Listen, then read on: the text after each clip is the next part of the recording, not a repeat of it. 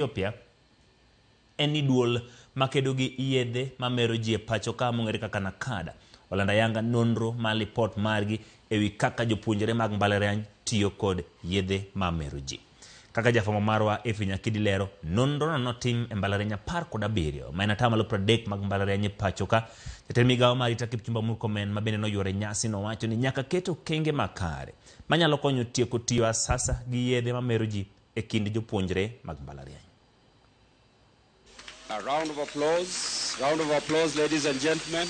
Ne en nyasi mano yuor kod jatend migawo mar arita Kipchumba Murkomen, ogai mar obila Douglas Kanja, kachiel kod jokanyo mag sectors mopogore opogore e kar bagorombe ma Bomas.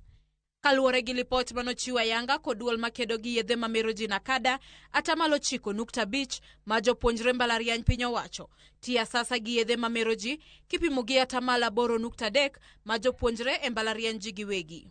Atamalo 10.5 ma jopuonjre ma yawuoyi bende ofwenyore ni nigi kido ma tiyo gi yedhe go asasa moloyo jopuonjre manyiri manigi atamalo 6.5. E kinde manotwak kod jofwambo, jakom mar bod ma nakada Stephen Mairori owacho ni nonro mar lipodno en ranyisi mar kaka tiyo gi yedhe mamero ji nyalo thiro dongruok kod lek mar piny Kenya ne rawere. These findings presented here not only highlight the severity of the problem but also provides additional recommendations to address it.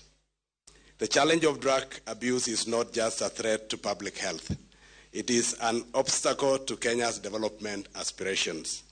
If we do not act decisively, we risk losing the entire generation to addiction, mental health challenges, and wasted potential. Karuka kore ogai mar obila Douglas Kanja owacho ni bad migawo mar obila makedo gi yedhe mamero ji mar anti-narcotics nyaka koro tiegi kendo misir matiyo kanyachiel gi bad migawo makedo kod maundu kata anti-terror unit. We want to enhance the capability of the anti-narcotics drugs unit to the levels of the anti-terror police unit.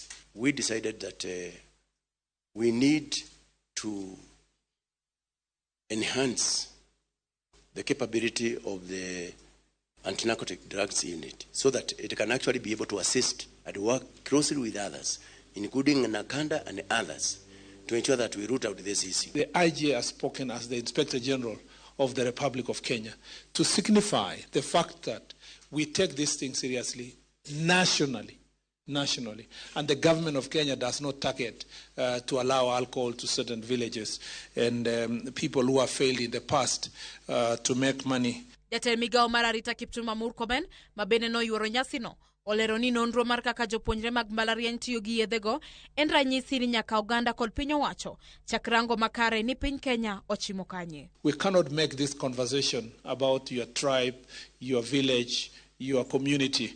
This is a serious national issue that does not deserve to be,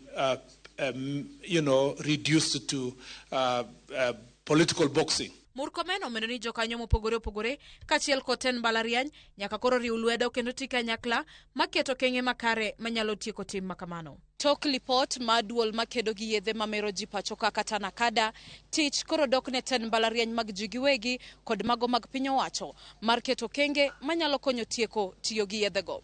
Nyakidi, Ramogi TV, Bomas, Nairobi.